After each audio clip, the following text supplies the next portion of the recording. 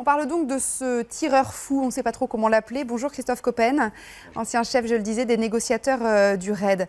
On n'a pas de nouvelles de cet homme depuis lundi. On a perdu sa trace, je le disais dans les titres, dans le métro parisien. Est-ce qu'on a une idée un peu plus précise de son, j'allais pas dire de qui il est, puisqu'il n'a pas été identifié, mais de qui il est d'un point de vue psychologique? On voit qu'il y a une très grande perturbation, ne serait-ce que parce qu'il va, à cause de ses actes, créer une convergence de l'ensemble des services de police sur sa personne, et en même temps, il va chercher à échapper à tout ça. Alors ça veut dire très certainement qu'il n'en a pas terminé, lui, avec son acte, un acte qui nous paraît totalement irrationnel pour nous, mais qui pour lui a beaucoup de sens. Il n'en a pas terminé avec son histoire. Vous dites qu'il va frapper à nouveau s'il n'est pas arrêté avant? Il y a de grands risques, en effet, de récidive. Quand vous dites qu'il cherche à échapper, en fait, on ne cherche pas tellement. Quand on voit cette photo-là qui a été publiée hier, il ne se cache pas, en fait. C'est une photo d'une caméra de surveillance de la RATP. On le reconnaît très clairement. Il n'a pas mis des lunettes noires, il n'a pas... Nous n'avons pas affaire à un criminel du grand banditisme. Donc il n'est pas aguerri en fait à l'ensemble des méthodes d'investigation de la police. Il découvre petit à petit en fait, au travers de tout ce que l'on relaie au niveau de la presse et autres, comment en fait les enquêteurs vont commencer à remonter sa piste ou resserrer l'étau autour de lui. Ce que vous voulez dire, c'est que c'est un homme qui est totalement imprévisible parce que pas professionnel de la chose. Est-ce que c'est ça que les autorités craignent le plus ? Est-ce que ce n'est pas ceux-là les hommes les plus dangereux finalement ? Oui, on a affaire à une personne donc, qui est véritablement obsessionnelle, qui a l'intention donc d'effectuer un acte de vengeance, très certainement autour d'un pôle d'intérêt que lui seul comprend.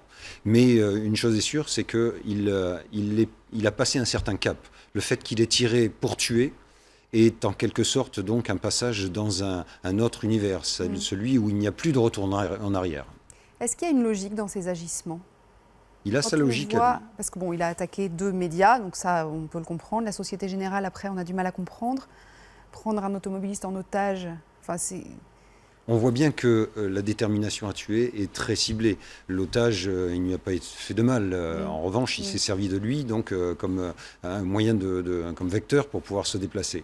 Eh bien, ça veut dire que son obsession est vraiment cristallisée sur certains pôles particuliers. Est-ce que le fait qu'il n'ait plus donné de signe de vie depuis 2 jours, c'est inquiétant ?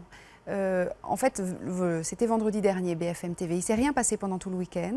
Il est arrivé à Libération lundi. Il ne s'est rien passé depuis. Est-ce que ça veut dire quelque chose déjà ? Sur cet aspect de persévérance en fait dans l'acte, le premier élément qui était inquiétant, en effet, c'était cette suspension des actes durant le week-end.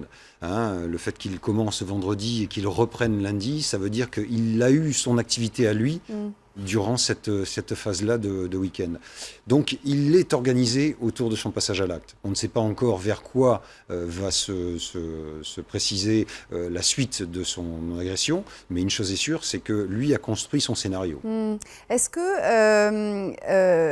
que vous pouvez nous expliquer, puisque vous étiez donc au service des négociateurs du RAID, comment travaille la police ? Parce qu'on nous a dit ce matin, le fichier ADN, enfin le fichier des empreintes génétiques, c'est comme ça que ça s'appelle, est étudié. On a établi l'ADN de cet homme, qu'on a retrouvé notamment sur la portière de la voiture.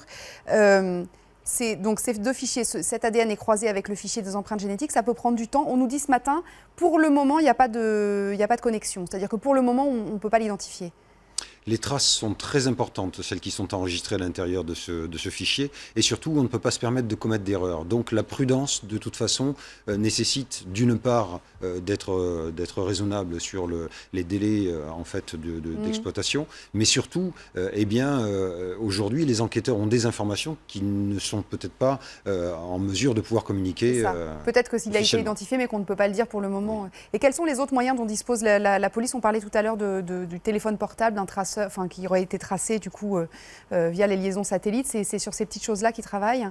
Les enquêteurs vont effectuer un travail minutieux sur l'ensemble des éléments qui sont à leur disposition. Oui. Notamment, en effet, savoir si des téléphones portables ont pu être activés sur l'ensemble des scènes de crime.